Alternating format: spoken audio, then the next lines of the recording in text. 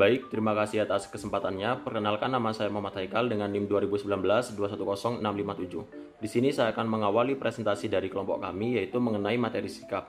Nah, sebelum saya menjelaskan pengertian dari sikap itu sendiri, terlebih dahulu saya akan menjelaskan mengapa sih kita penting untuk mempelajari sikap konsumen, khususnya bagi para pemasar. Nah, di sini saya telah melampirkan 4 poin pentingnya adalah mempelajari sikap konsumen.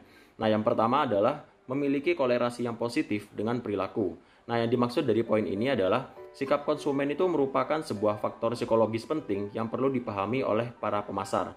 Mengapa? Karena sikap konsumen ini dianggap memiliki hubungan yang kuat dengan perilaku konsumen. Nah, bahkan sikap ini juga dipandang sebagai prediktor yang sangat efektif dalam menjelaskan sebuah perilaku konsumen. Nah, konsumen yang memiliki sikap positif terhadap suatu produk ini cenderung memiliki keinginan yang kuat untuk memilih dan juga membeli produk tersebut di masa yang akan datang. Nah, sebaliknya, jika konsumen ini memiliki sikap yang negatif terhadap suatu produk, maka konsumen tersebut cenderung menghiraukan dan juga tidak memperhitungkan produk tersebut dalam keputusan pembeliannya. Nah, bahkan juga tidak jarang bahwa konsumen yang memiliki nilai negatif ini terhadap suatu produk, konsumen tersebut akan membicarakan kepada orang lain mengenai ketidaksukaannya terhadap produk tersebut. Nah, sehingga hal ini akan sangat merugikan perusahaan. Mengapa? Karena hanya karena satu konsumen, reputasi brandnya akan sangat menurun di konsumen yang lain. Nah, selanjutnya adalah terdapat hubungan yang erat antara sikap dan juga dengan perilaku. Nah, adanya hubungan yang erat inilah yang menyebabkan sikap itu dipandang penting oleh para pemasar, sehingga berbagai upaya itu dilakukan oleh pemasar untuk mengembangkan sikap positif dari konsumen itu, baik terhadap merek, produk, maupun perusahaan itu sendiri. Nah, program ini biasanya didesain semenarik mungkin untuk mengembangkan sikap positif yang telah ada pada seorang konsumen dan juga mengubah apabila konsumen tersebut memiliki sikap yang negatif maupun netral kepada produk itu, sehingga pemasar itu dapat mengubah sikap konsumen itu menjadi positif kepada produk tersebut. Nah, salah satu contohnya kita pasti pernah melihat di televisi maupun di media yang lain. Nah, kita pasti pernah melihat media iklan yang sebagian besar itu tujuannya untuk mengembangkan sikap positif konsumen terhadap produk yang ditawarkan. Nah, media tersebut biasanya menyatakan manfaat dan juga kelebihan-kelebihan dari produk tersebut agar terbentuknya sikap positif dari konsumen. Nah, poin terakhir adalah tantangan sikap konsumen pada perkembangan teknologi.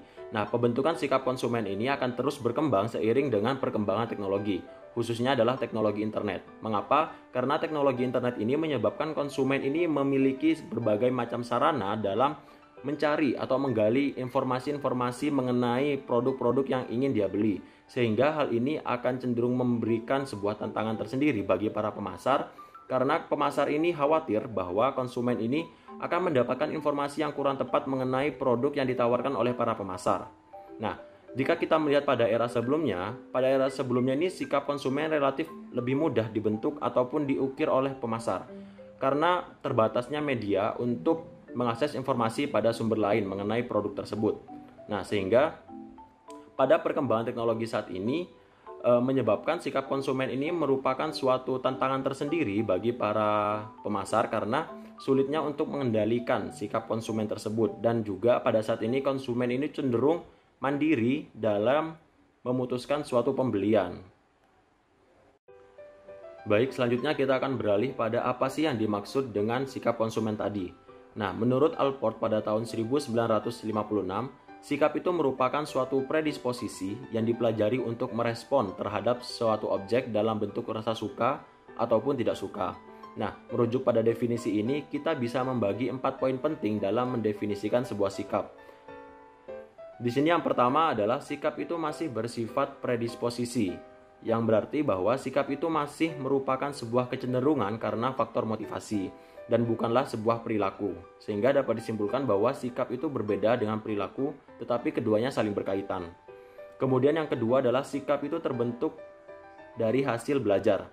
Nah, terbentuknya sikap ini tidak terlepas dari pembelajaran yang dilakukan oleh konsumen tersebut, baik melalui pengamatan, pengalaman, dan juga kesimpulan yang dibuat terhadap suatu produk, sehingga dengan itu terbentuklah sebuah sikap terhadap produk tersebut. Nah, saya akan menjelaskan sebuah contoh. Ada seorang ibu rumah tangga yang bersikap positif terhadap produk-produk yang dikeluarkan oleh Samsung. Nah, pertanyaan yang terlintas adalah mengapa ibu rumah tangga tersebut bersikap positif terhadap seluruh merek Samsung. Nah, terbentuknya sikap positif ini tidak terlepas dari pengalaman ibu tersebut sejak masih remaja. Nah, hal ini bisa karena orang tua dari ibu tersebut seringkali membeli dan juga menggunakan produk-produk dari merek Samsung. Nah, karena berdasarkan pengalamannya ini, sewaktu remaja, nah ibu ini cenderung puas dalam menggunakan produk dari merek Samsung tersebut. Nah, ketika ibu ini sudah berkeluarga dan memiliki rumah tangga, nah sikap positif ini akan terus terbentuk sedemikian kuatnya sehingga dalam pembelian selanjutnya itu ibu ini tetap memilih dan juga prefer kepada merek Samsung meskipun sudah banyak berdatangan merek yang lain yang jauh lebih canggih ataupun jauh lebih murah daripada merek Samsung ini. Nah, poin yang selanjutnya adalah sikap ini memiliki variasi nilai. Nah, seorang konsumen itu dapat bersikap suka sebagai nilai sikapnya ataupun sebaliknya, yaitu bersikap tidak suka ataupun netral terhadap sebuah objek. Nah, objek ini bisa berupa produk, merek, ataupun perusahaan. Nah, sikap suka ini membuat konsumen ini memiliki sebuah sikap yang positif. Kemudian, sikap netral dari konsumen ini membuat sebuah nilai 0, dan juga sikap tidak suka membuat konsumen ini memiliki sikap negatif dan dapat dinyatakan dalam nilai -1. Nah, nilai sikap ini dapat diketahui setelah dilakukannya pengukuran pada sikap konsumen. Nah, yang keempat adalah sikap mengandung objek. Nah, yang di sini maksudnya adalah setiap sikap itu pasti memiliki sebuah objek sikap. Nah, objek sikap ini dapat berupa hal-hal yang personal ataupun non-personal. Nah, objek sikap yang bersifat personal ini berupa wujud manusia seperti bisa masyarakat, manajer, konsumen, tenaga penjual, dan juga yang lain. Nah, sedangkan objek yang bersifat non-personal ini dapat berwujud seperti produk, jasa, iklan, promosi harga, dan juga pelayanan. Nah, selain definisi sikap yang dikemukakan oleh Allport ini, pengertian sikap juga dikemukakan oleh Schiffman dan juga Canuck pada tahun 2007, yang menyatakan bahwa sikap ini merupakan ekspresi perasaan yang berasal dari diri individu yang mencerminkan apakah seseorang tersebut senang atau tidak senang, suka atau tidak suka, maupun setuju ataupun tidak setuju pada suatu objek. Sehingga dalam sudut marketing, sikap konsumen ini akan sangat mempengaruhi perilaku dari konsumen tersebut, di mana hal ini akan menjadi sebuah tolak ukur dalam sebuah keputusan pembelian. Nah, untuk selanjutnya akan dibahas mengenai sikap dari sudut pandang teori-teorinya yang akan dilanjutkan oleh rekan saya. Terima kasih. Assalamualaikum warahmatullahi wabarakatuh. Terima kasih atas kesempatannya. Perkenalkan, nama saya Trigir Saraswati dengan NIM 2019-210670. Di sini saya akan melanjutkan presentasi dari rekan saya. Di sini saya akan menjelaskan tentang teori sikap. Teori sikap itu dibagi menjadi dua, yaitu teori 3 komponen sikap, sama yang kedua yaitu model multi atribut.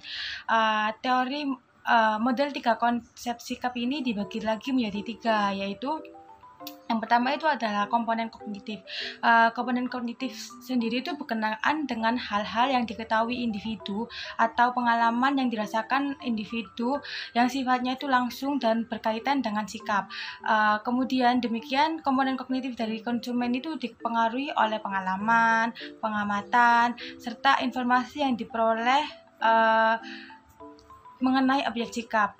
Contohnya itu seperti jika saya ditanyai mengenai tentang produk A, maka saya akan menunjukkan sikap yang bersifat positif dan negatif. Kemudian saya mengatakan bahwa saya menyukai produk A tersebut karena mudah digunakan dan mudah dicari kemana-mana. Itu menunjukkan bahwa saya itu menunjukkan sikap yang positif terhadap produk A tersebut. Begitupun sebaliknya. Selanjutnya yaitu ada komponen afektif. Komponen afektif ini itu berkaitan dengan perasaan dan emosi konsumen mengetahui objek sikap. Komponen afektif ini tuh dapat beragam ekspresinya, mulai dari rasa sangat tidak suka atau sangat suka, kemudian muncullah sehingga ada rasa senang atau tidak senang konsumen terhadap suatu produk. Perasaan konsumen itu terhadap objek sikap itu sangat dipengaruhi juga oleh kognisinya. Contohnya itu seperti jika saya senang sekali menggunakan produk A karena saya itu memiliki pengetahuan dan informasi yang berlebih.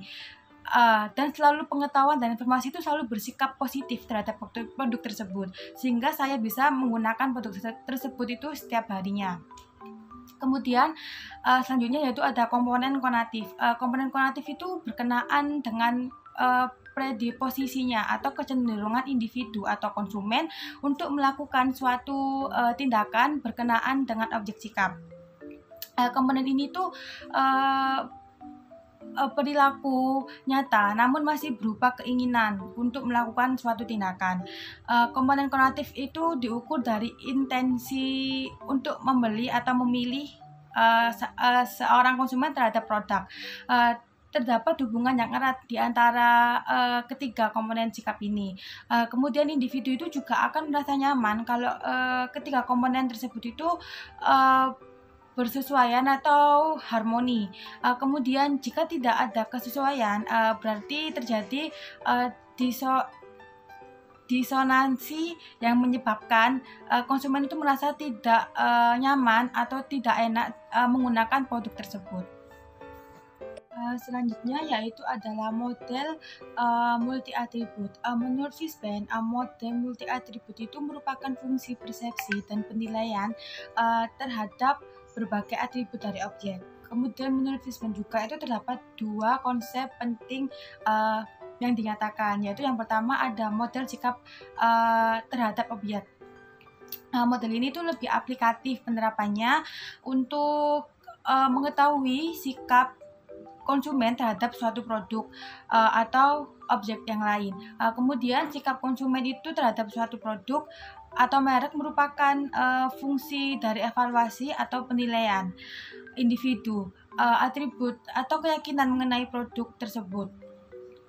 Kemudian konsumen itu yang memberikan nilai positif terhadap suatu produk itu akan memiliki sikap yang positif juga ketika menggunakan produk tersebut. Contohnya itu seperti saya akan mengkaji tentang sikap konsumen terhadap penggunaan mobile banking dan internet banking. Maka yang saya lakukan ialah menentukan atribut internet dan telepon banking secara umum. Kemudian langkah yang saya lakukan selanjutnya yaitu mewawancarai konsumen tersebut yang menggunakan mobile banking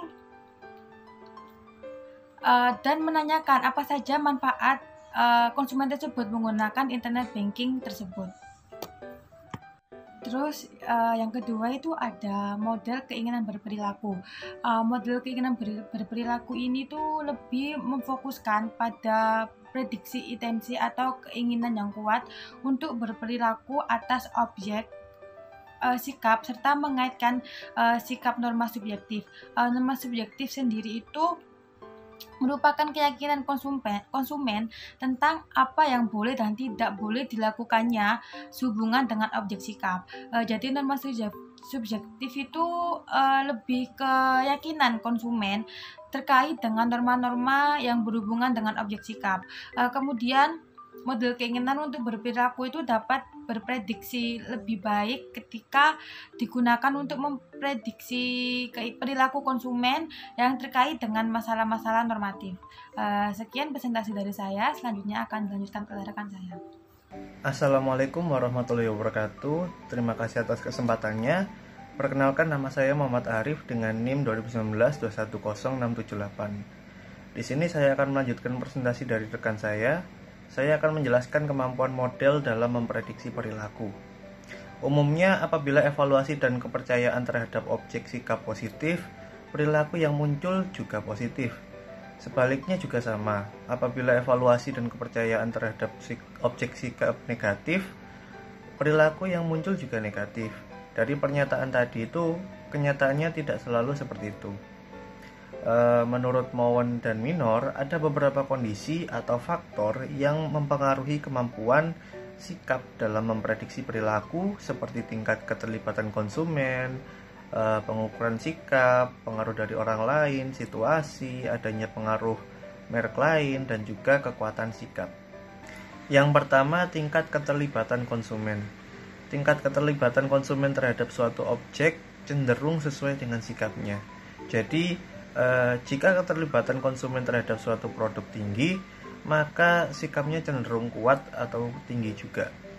Untuk contohnya itu bisa diambil dari mobil, misalkan mobil merek Wuling yang sedang naik daun karena menawarkan fitur-fitur canggih namun murah. Apabila ada konsumen yang sangat menginginkan mobil itu, Karena tergiur dengan fiturnya yang berlimpah atau karena hal lain, maka kemungkinan besar konsumen tadi itu membeli mobil sangat kuat. Yang kedua, pengukuran sikap. Apabila pengukuran sikap valid, reliable, dan dalam waktu yang relatif dekat atau bersamaan, maka sikap dapat digunakan untuk memprediksi perilaku. Tapi juga sebaliknya, jika pengukuran itu dilakukan dengan jarak waktu yang lama antara pengukuran sikap dan atau perilaku yang sedang dikaji, kemungkinan kemampuan sikap dan dalam memprediksi perilaku itu rendah. Misalnya itu pengukuran sikap mobil wuling tadi saat baru di launching atau diperkenalkan ke publik, feedback konsumen itu positif karena ya tadi mungkin banyak fitur dan segala macam. Tapi belum tentu setahun kemudian bisa sama. Bisa jadi konsumen itu ada yang kecewa atau malah mengeluh karena setelah dicoba sebulan atau setahun, atau mereka melihat seperti testimoninya, mesinnya itu udah rusak, tidak kuat, atau ada masalah lain seperti pertumbuhan ekonomi yang menurun atau lain sebagainya. Yang ketiga, pengaruh orang lain. Orang lain itu punya pengaruh kuat dalam kondisi tertentu dan dapat mempengaruhi sikap negatif menghasilkan perilaku positif. Begitupun juga sebaliknya. Contohnya seperti tadi, misal ada konsumen yang sudah pernah menggunakan mobil wuling dan memberikan testimoni atau pengalamannya kepada konsumen lain yang hendak membeli, bisa saja pembeli tersebut mengurungkan niatnya karena mudah rusak. Hal tersebut juga bisa jadi terbalik. Konsumen tersebut itu tidak menyukai desain mobil Toyota misalnya. Namun karena wuling kedengarannya mudah rusak dan konsumen lain malah menyarankan untuk membeli Toyota, bisa jadi konsumen tersebut malah akan membeli mobil Toyota karena saran tadi. Yang keempat, faktor situasi. Dalam memprediksi perilaku, kondisi mendesak atau tidak mendukung itu tidak bisa digunakan untuk memprediksi perilaku. Contoh mudahnya, kemarin itu di tahun 2020 ada pandemi COVID-19 yang sampai sekarang itu menyerang secara tiba-tiba. Tren pasar yang awalnya di atas tiba-tiba terjun bebas, tidak menentu karena konsumen sendiri itu bingung. Lebih baik membelanjakan uangnya untuk kebutuhan sehari-hari atau disimpan saja karena faktor kondisi yang sekarang itu tidak mendukung. Yang kelima, pengaruh merek lain. Merek lain yang menawarkan keunggulan, manfaat, dapat mempengaruhi sikap dan perilaku. Konsumen bisa memilih merek yang sebelumnya tidak diketahui dan tidak disukai karena setelah melihat produknya ternyata memberikan manfaat yang lebih banyak. Misalnya itu mobil wuling itu terkenal karena fiturnya, namun karena Toyota memiliki keunggulan seperti mesinnya yang awet, bandel, irit, dan lain sebagainya, membuat konsumen lebih tertarik dan lebih memilih mobil Toyota karena manfaat jangka panjangnya. Yang terakhir atau yang keenam adalah kekuatan sikap. Kembali lagi ke awal tadi, jika sikap konsumen sangat kuat, maka sikap itu dapat digunakan untuk memprediksi perilaku. Sekian presentasi dari saya, selanjutnya akan dilanjutkan oleh rekan saya. Terima kasih. Baik, terima kasih atas kesempatannya. Perkenalkan, nama saya Intan Amelia Prasasti dengan NIM 681. Di sini saya akan melanjutkan presentasi dari rekan saya, yaitu tentang fungsi sikap. Nah, di sini ada 4 macam fungsi sikap. Yang pertama ialah fungsi utilitarian atau bisa disebut dengan kegunaan. Nah, sikap ini merupakan fungsi penilaian konsumen terhadap kemanfaatan atau kegunaan suatu produk atau merek. Nah, fungsi ini mengacu pada pendapat bahwa individu bisa mengekspresikan perasaannya untuk memaksimalkan penghargaan. Nah, konsumen ini dapat mengembangkan sikap positif apabila objek tersebut dipandang memberikan manfaat atau menguntungkan baginya.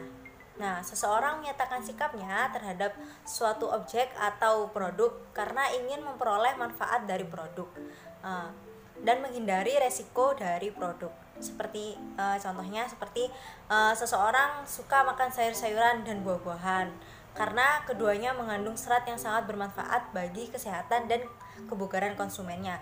Begitu sebaliknya, ada seseorang yang tidak merokok karena rokok membahayakan bagi kesehatannya. Jadi konsumen ini tahu mana yang bermanfaat atau tidak. Yang kedua, ada fungsi ekspresi nilai. Nah, sikap ini terbentuk sebagai fungsi dari keinginan konsumen untuk mengekspresikan nilai-nilai yang diyakini kepada orang lain. Nah, ekspresi ini atau nilai-nilai yang dianut untuk konsumen menunjukkan konsep dirinya. Nah, sikap ini merupakan fungsi dari ekspresi nilai. Maka pemasar berusaha mempengaruhi sikap konsumen dengan cara mengiklankan produknya dan menonjolkan ekspresi nilai tertentu bagi pemakainya. Nah, sikap ini berfungsi untuk menyatakan nilai-nilai, gaya hidup, dan identitas sosial dari seseorang. Sikap ini akan menggambarkan minat, hobi, kegiatan, atau opini dari seseorang konsumen. Contohnya, konsumen ini selalu membeli pakaian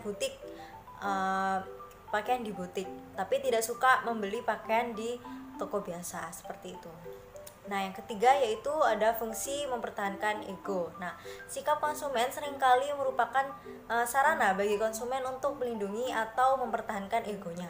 Nah, sikap ini digunakan sebagai sarana untuk melindungi diri dari sesuatu yang akan mengancam. Nah, atas dasar hal ini pemasar dalam iklannya berusaha mempengaruhi konsumen dengan memberikan pesan pada promosi tersebut. Nah, promosinya di sini tuh bahwa produknya dapat melindungi ego konsumen dari penghinaan orang lain. Nah, sikap ini berfungsi untuk melindungi seseorang dari keraguan yang muncul dalam dirinya sendiri atau dari faktor luar yang mungkin menjadi ancaman bagi dirinya. Contohnya, seseorang menggunakan produk kecantikan pemutih wajah agar kulit wajahnya terlihat glowing.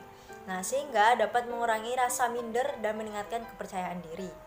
Nah, yang keempat ya ini adalah fungsi pengetahuan. Nah, sikap merupakan fungsi dari pengetahuan dan pengalaman konsumen mengenai objek sikapnya. Sikap ini juga digunakan individu sebagai memahami sesuatu. Nah, memulai sikap yang ditunjukkan orang lain dapat mengetahui pengetahuan dan pemahaman atas sesuatu. Nah, mengingat pengetahuan merupakan komponen penting dari sikap, maka pemasar perlu memberikan informasi, wawasan mengenai produk atau objek sikap lainnya kepada konsumen. Terima kasih atas kesempatannya. Perkenalkan, saya Sapuspa Mareta dengan NIM 2019-210688 akan melanjutkan presentasi dari rekan saya. Selanjutnya adalah yakni faktor-faktor yang mempengaruhi pembentukan sikap.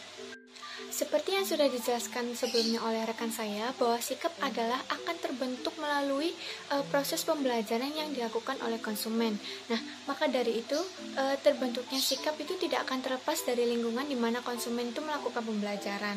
Nah, untuk faktor-faktor yang berperan penting dalam pembentukan sikap ada 5, yakni yang pertama ada pengalaman langsung, pengaruh keluarga, teman sebaya, pemasaran langsung, dan tayangan di media massa. Untuk yang pertama adalah pengalaman langsung. Pengalaman konsumen ini mengenai objek sikap dari waktu ke waktu yang akan membentuk sikapnya. Kita ambil contoh, saya itu sangat menyukai produk-produk pengeluaran dari White Lab karena saya merasakan puas ketika membeli serum. Saya merasa cocok memakai serum tersebut. Nah, karena ketika saya membutuhkan itu produknya itu selalu tersedia, serta tenaga penjual yang melayaninya itu memberikan pelayanan yang sangat memuaskan. Nah, berdasarkan pengalaman yang memuaskan tersebut, saya akan memberikan sikap positif terhadap produk White Lab ini. Kemudian yang kedua adalah pengaruh keluarga. Kenapa? Karena keluarga merupakan lingkungan yang paling dekat karena konsumen itu melakukan interaksi lebih intensif itu di keluarga daripada di lingkungan lain. Nah, beberapa penelitian itu juga mengungkapkan bahwa sikap konsumen terhadap produk tertentu itu memiliki hubungan yang kuat dengan sikap orang tuanya terhadap produk tersebut. Nah, sikap orang tua itu akan dijadikan role model bagi anak-anaknya. Sebagai contoh, saya menggunakan produk kecantikan dan perawatan tubuh itu seperti yang digunakan oleh orang tua saya, karena orang tua saya itu sudah merasakan cocok dan sudah terbiasa memakai produk tersebut. Untuk yang ketiga adalah pengaruh dari teman sebaya. Nah, itu tuh juga pengaruh yang cukup besar bagi anak-anak remaja dan anak-anak yang menjelang dewasa dalam pembentukan sikapnya. Adanya kecenderungan remaja untuk mendapatkan penerimaan dan pengakuan dari rekan-rekan sebayanya itu mendorong mereka untuk mudah dipengaruhi oleh kelompoknya dibandingkan sumber-sumber yang lain. Sebagai contoh, kesukaan terhadap merek baju seperti H&M. Nah, konsumen remaja itu akan lebih banyak dipengaruhi oleh rekan-rekan sebayanya karena contoh semisal produk dari H&M ini karena bahan bajunya, model bajunya, dan juga merek tersebut sudah mendunia. Jadi otomatis sikap positif terhadap merek ini tuh juga terbentuk karena pengaruh teman sebaya dan komunitasnya.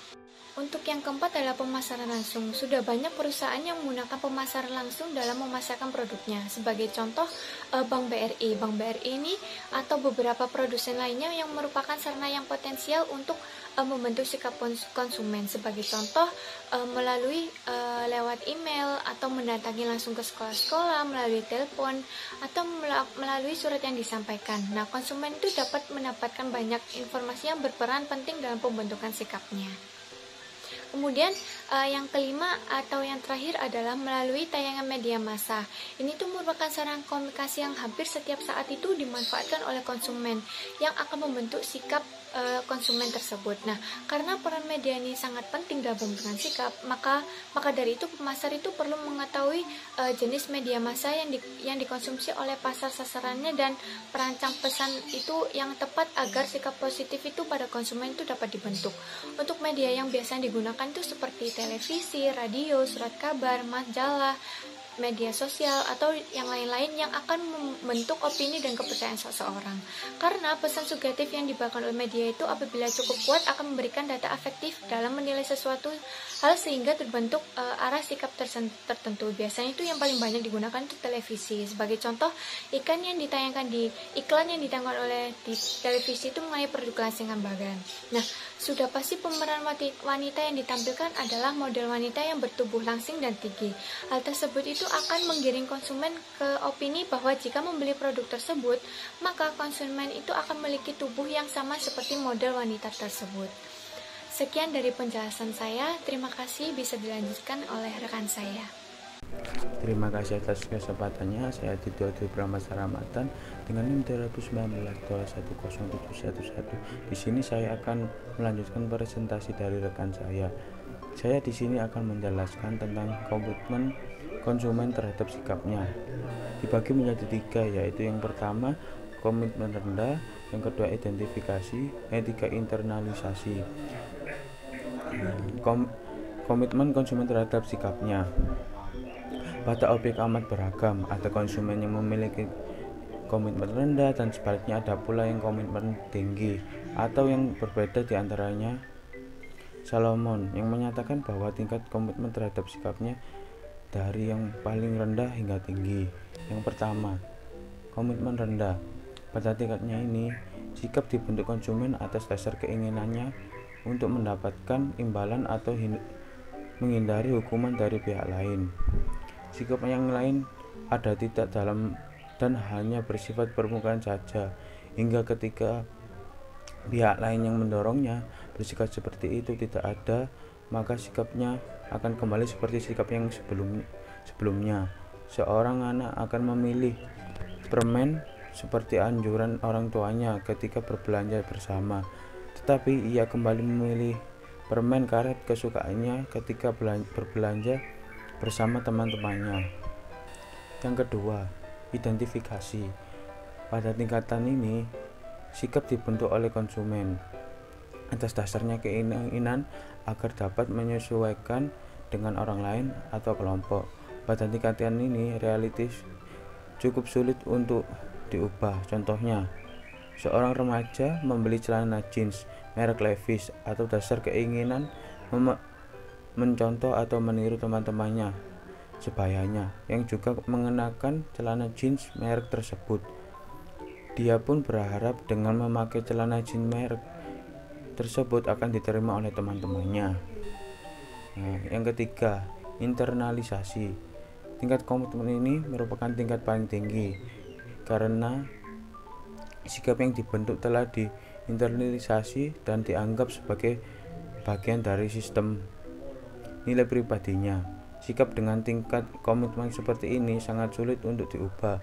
Contohnya, seperti seorang konsumen memiliki sikap positif terhadap makanan sereal yang didasarkan pada keyakinannya bahwa makanan yang sehat adalah yang mengandung serat, dan dia yakin bahwa sereal tersebut makanan yang banyak mengandung serat.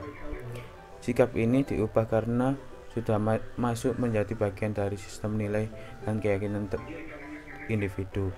Terima kasih, ini saja yang saya sampaikan, kurang lebihnya mohon maaf. Selanjutnya akan dilanjutkan oleh rekan saya. Assalamualaikum warahmatullahi wabarakatuh. Terima kasih atas kesempatannya.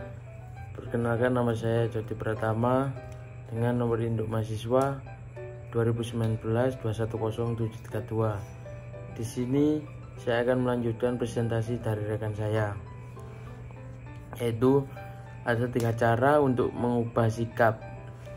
Yang pertama yaitu mempengaruhi persepsi konsumen yang berkaitan fungsi sikap agar terbentuk sikap positif pada konsumen. Maka dalam promosi sebaiknya pemasar memperhatikan aspek fungsi sikap.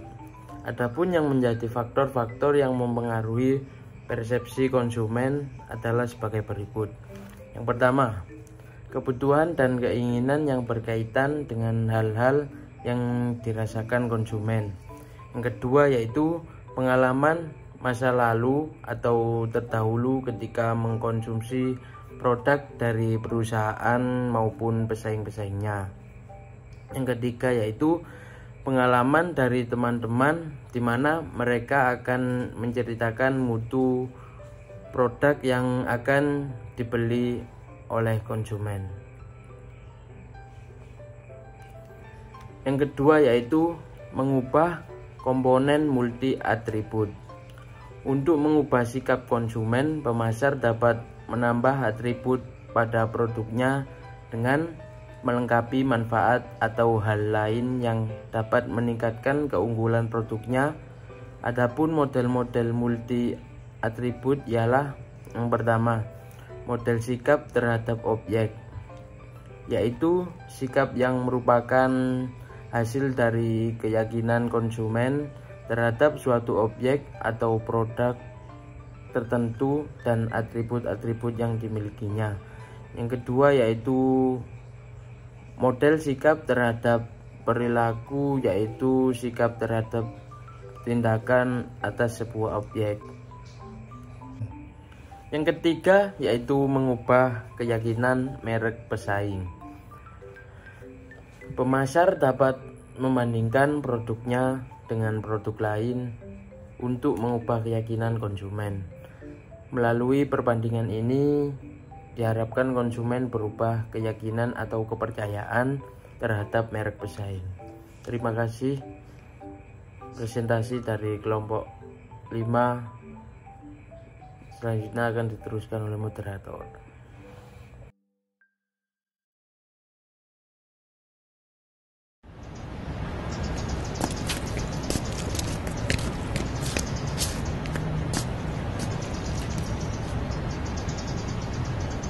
Ibuku rewet.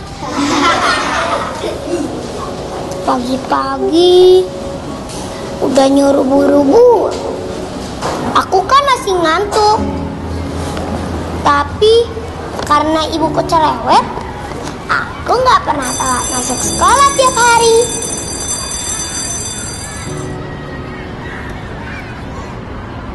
Yaitu kayak mandor, nyuruh-nyuruh aku mulu, bantuin nyapu lah, ngepel, atau cuci piring. Tapi gak apa-apa kok, soalnya habis itu ibu suka masakin nasi goreng kesukaanku.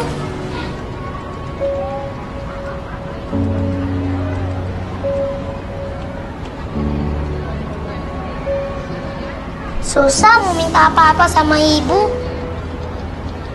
Kayak pulpen ini nih.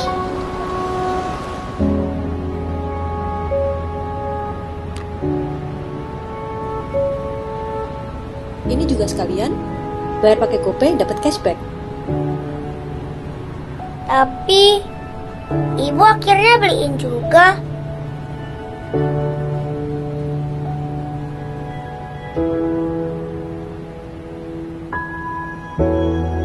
Surga itu di bawah telapak kaki ibu.